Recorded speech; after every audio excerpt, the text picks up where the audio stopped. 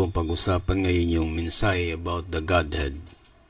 Dahil marami po yung mga same time talagang devoted doon sa belief nila sa teaching about oneness, two-ness, and three-ness. So, hindi nila makita yung hiwaga between the Father become one into the body of Jesus Christ, So, hindi nila ito maiwanan sapagkat na the foundations of belief, it is pointing doon sa sinasabi ni Brother Branham, na may sinasabi ni si Brother Branham ng pagka-oneness, So, isa yan na mabigat na paninindigan ng kanilang paniniwala na nawa away from that. Sabi nga nila, teaching about oneness, two-ness, and three-ness. So, sinasabi ni Brother Branham na magsialis kayo dyan sa mga teaching niyan. So, now we talk about the teachings about this. I believe na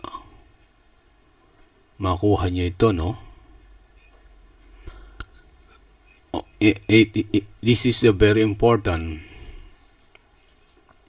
na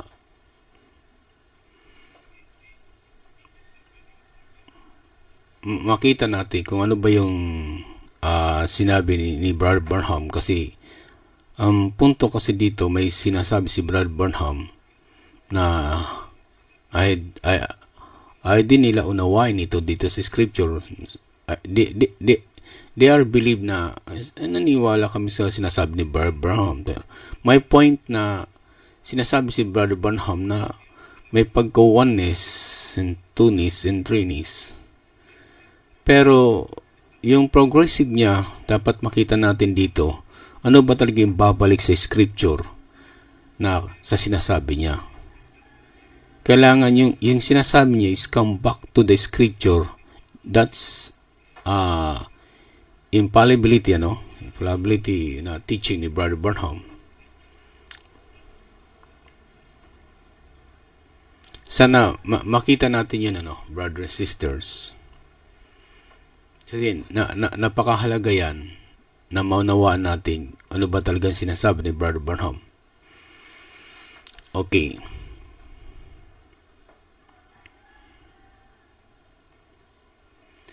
Sabi ni Brother Branham,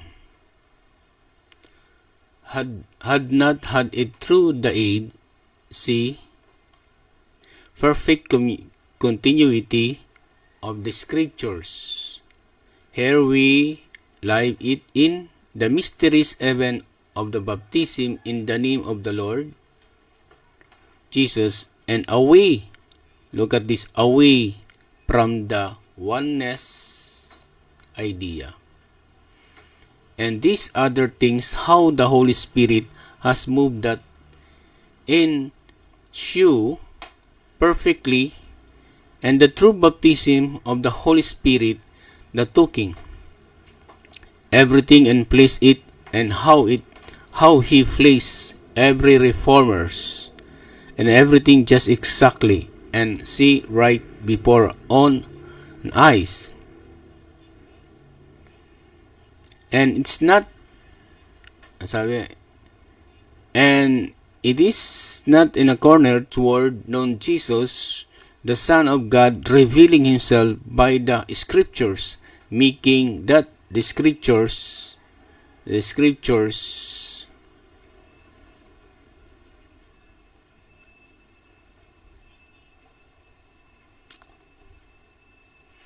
making that the scripture that had been predestinated to this day, like it was to that day, and all of days live and believe it, is the evidence of the Holy Spirit righteous. So this our topic today. Ito itong ating bubuksan, ito yung topic natin ngayong umaga.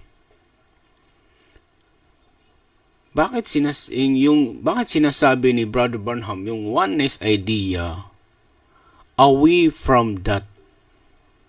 So, away from that, pinaalis tayo dun sa oneness idea. Okay? So, napakalinaw na no, na sinasabi ni Brother Branham, away from the oneness idea. So, kapag yung standing belief mo ay oneness idea,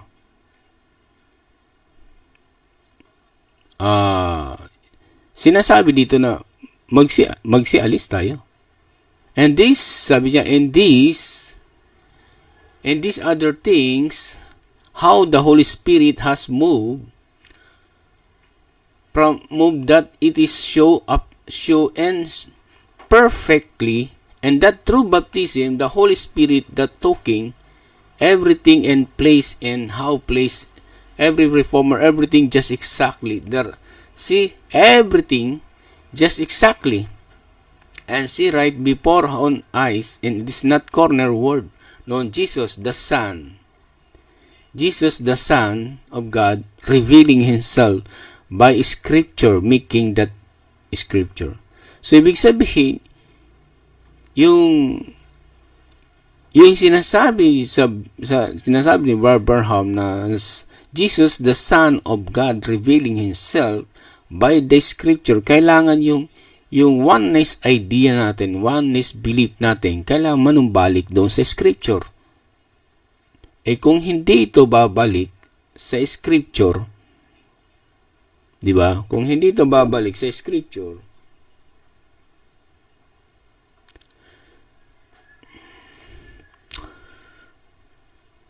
may problema doon sa sinasabi natin, brothers and sisters.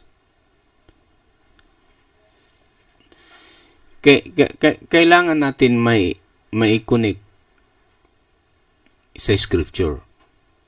Pag yung sinasabi ni Brother Branham hindi na nakakonect sa Scripture, mag-isip na tayo, kasi may sinasabi din si Brother, come back to the Scripture. If my word is contrary to the Scripture, come back to the Scripture. Come back to the Bible.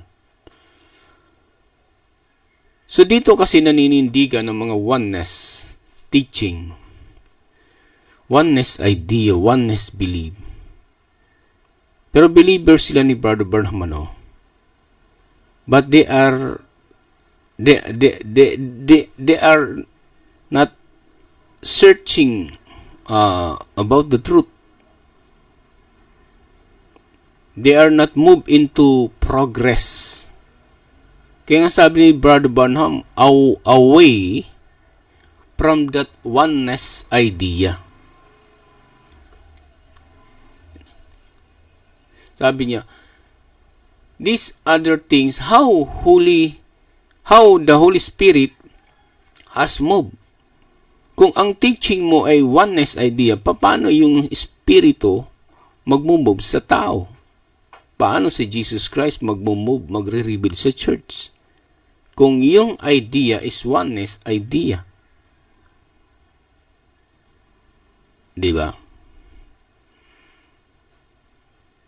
If you are believer of the teachings of Brother Branham, we look at that. Kasi hindi natin ito pwedeng itangga, that Jesus Christ is the Son of God. Also, they believe na si Jesus Christ is anak ng Diyos din, naniniwala sila that Jesus Christ is the Son of God. Pero pag ang unawa nila is oneness idea, sasabihin din nila ang Diyos naging tao. So hindi nila naintindihan yung indwelling, yung indwelling. So napakahalaga dito yung makita mo yung hiwaga. yung hiwaga yung sinasabing the mysteries, even that baptism in the name of the Lord Jesus Christ. Kailangan makita natin yung hiwaga, no? Kapag hindi natin nakita yung indwelling ng Spirit of God into the body of Jesus Christ, so, magkakaroon tayo ng problema. Di ba? Because our teaching is contrary to the scripture of brothers and sisters. Ano? Kailangan, para mag-move ang spirit natin, kailangan maintindihan natin yung perfect Godhead. Yung hiwaga ng perfect Godhead between the Father and the Son. So, brothers and sisters, napaka-importante ito. I hope sana maintindihan natin yung hiwaga.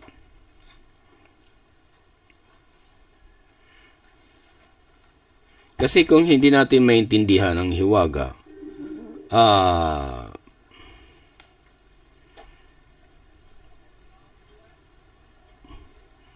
magkakaroon tayo ng problema, di ba?